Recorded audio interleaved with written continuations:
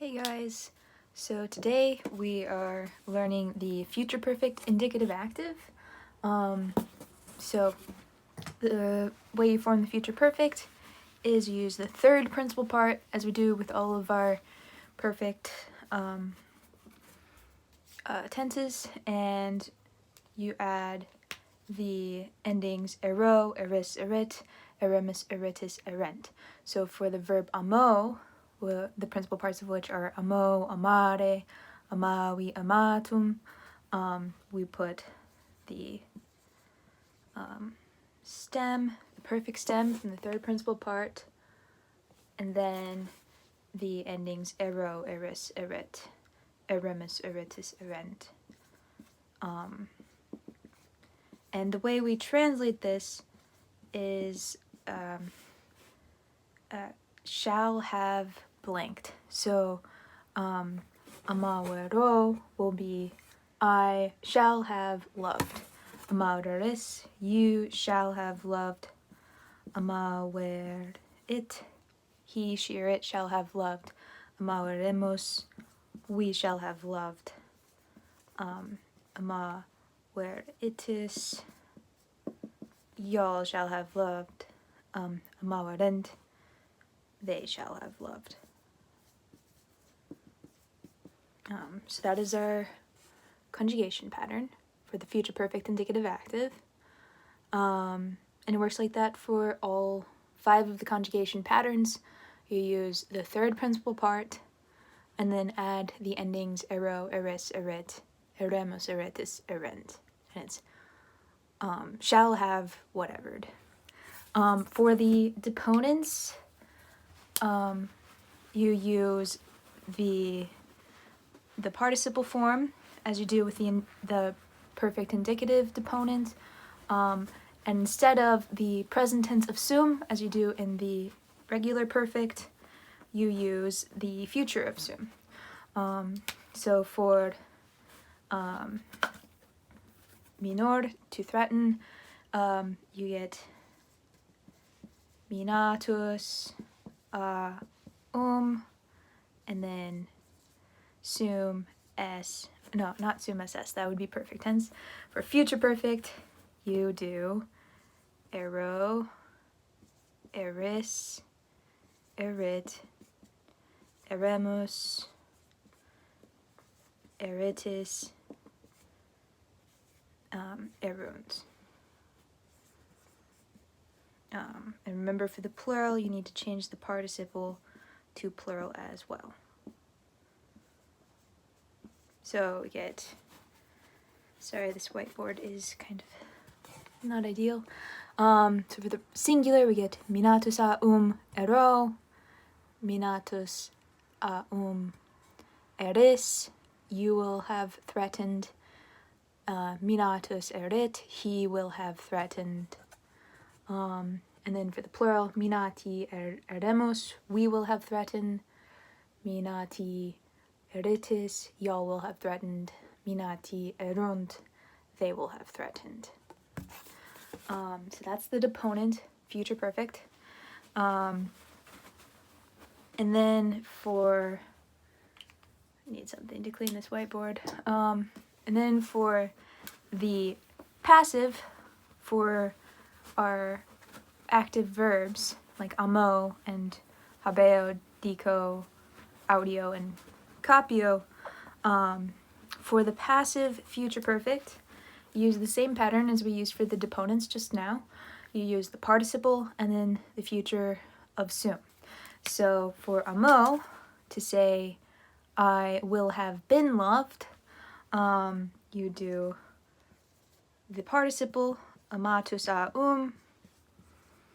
and then ero, eris, erit, eremus, eritis, erunt.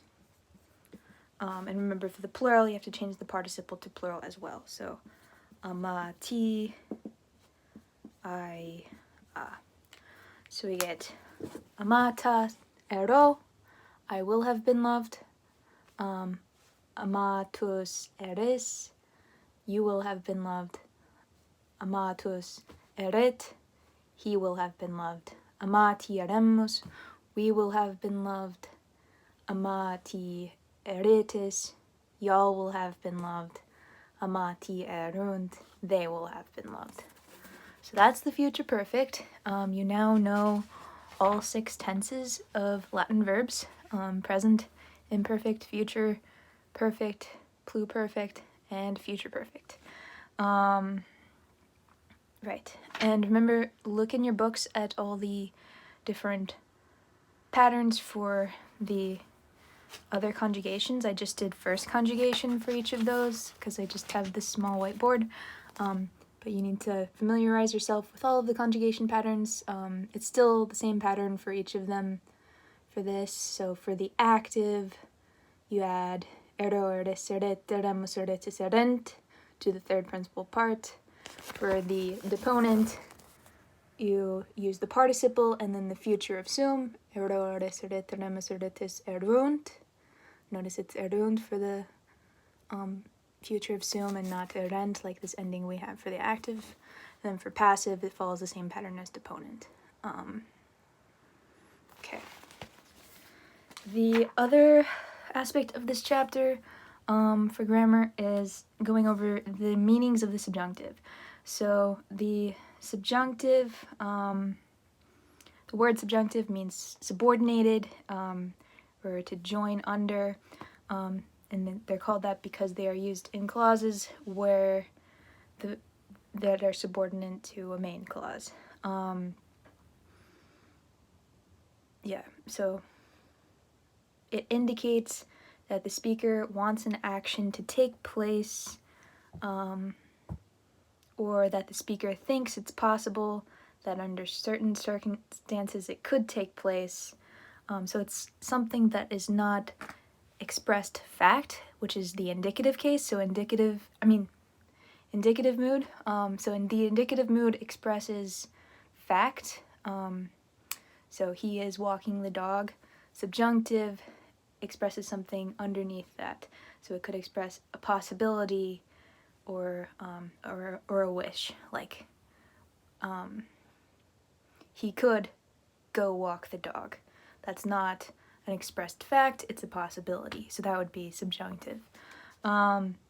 So conditions, so we're learning conditionals in this chapter, which are sentences that have an if-then. So the if clause is called the protasis, and the then clause is called the apodosis.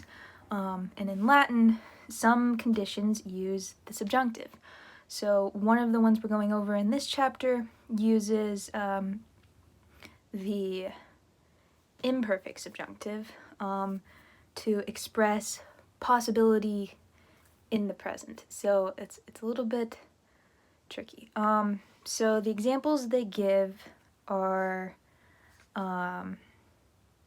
if I were rich, I would not now be working. So this is referring to a wish in the present time. If I were rich right now, I would not be working right now. In Latin, you're going to use the imperfect subjunctive for this. So it would be si dius essem. So the essem, remember, is the imperfect subjunctive. You use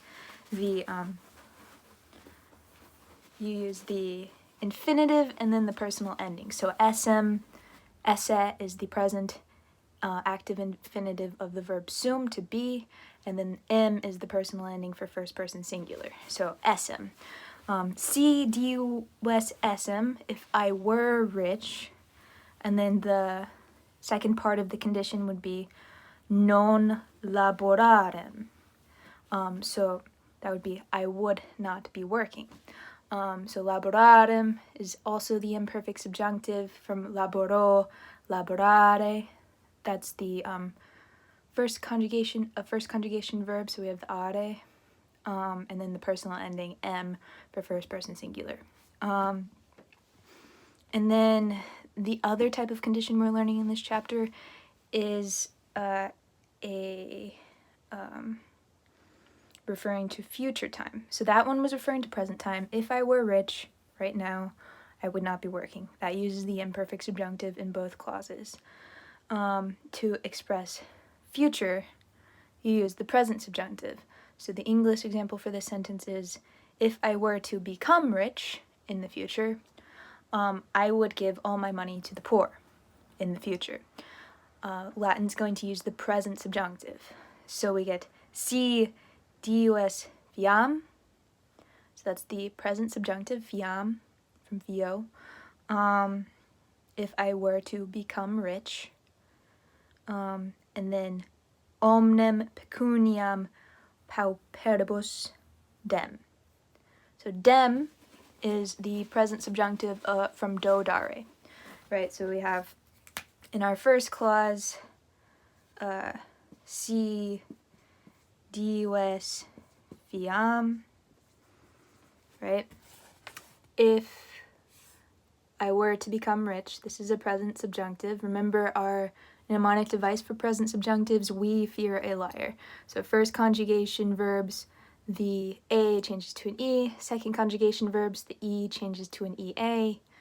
Third conjugation, it changes to an A. And then fourth conjugation, you get an IA. So, fio, you get this.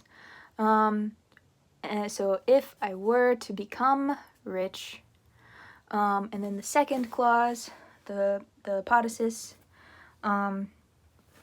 we have omnem pecuniam pauperibus dem. Okay, so omnem pecuniam, that's our direct object. Our verb is here, dem, from do dare. So in the indicative, this would be do. And do is first conjugation. So in the we fear a liar, the vowel changes to an E. And then you add the personal ending M for first person singular. So I would give. I would give omnem pecuniam, the direct object, accusative, singular, feminine. All, omnium, the money. And then pauperibus is the dative indirect objects. Remember, do always takes the direct object, the thing being given in the accusative case, and then dative for the person you're giving it to. Pauperibus, dative plural. So this is a condition expressing a future possibility, and you use the present subjunctive. All right. So your homework for Wednesday is to do the exercises from page 110, and these are just practicing the future perfect. For the homework for Friday, there will be more sentences practicing on the conditions, and I will probably have another review video on Wednesday for that.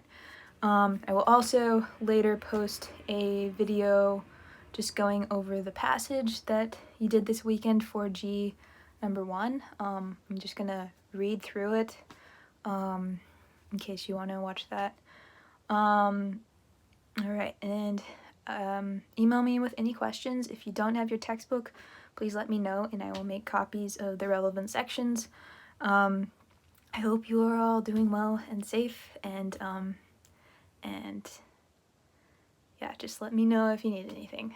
I am still catching up on the grading, but yeah. Alright.